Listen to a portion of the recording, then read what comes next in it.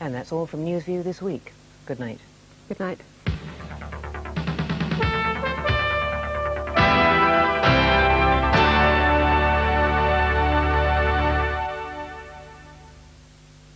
Next Saturday, BBC One will be at the service of remembrance in Liverpool Cathedral for those who died at Hillsborough. Coverage of the service begins at 10:50 next Saturday morning on BBC One. Monday's Panorama on One reports from Czechoslovakia, where the government, paralysed by the fear of change, has embarked on a new repression. It's no spring in Prague, as Panorama discovers on Monday. But is it spring here in Britain? We shall see as we join Bernard Davey for his weather view. A very good evening to you. Well, I'm afraid it looks more like winter. It's going to turn much colder, and there are going to be frequent snow showers, particularly in Scotland. But more about that. Frequent wintry showers in the north, many places bright, and then later we'll find more cloud and rain coming into the northwest. That's it from me.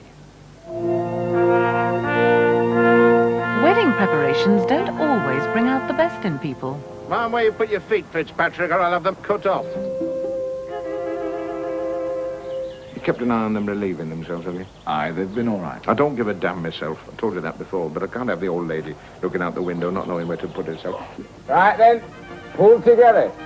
The theatre night curtain opens tomorrow with The Contractor, 5 to 8 on 2.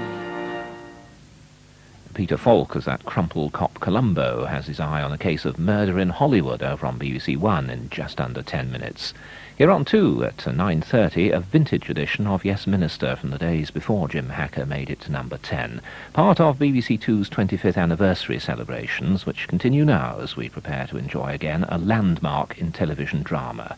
To set the scene, Alan Bleasdale.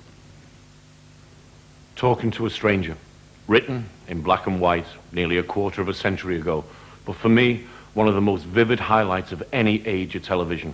Magnificent direction and quite staggering central performances married to John Hopkins' words of laceration and wit, awareness of humankind, our capabilities for throwaway love and cruelty, the ties that bind and then unravel.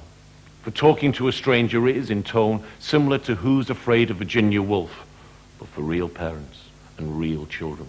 Skirmishes at the kitchen table, warfare in the bedroom, surprise attacks at dawn, no prisoners taken, as we witness a family that feeds upon and feuds and finally dies of the sound and the fury, lost hopes and lost love, dreams turning into nightmares, nightmares with no place to turn. Perhaps few of us wish to recognize that as family life, refuse to see how the adoration breaks out and escapes disguised as verbal violence, how the events that occur in all 4 episodes are all linked to what was once and still is for the family involved, that bewildered love that only parents can have for their children. Certainly, I have to say that when I first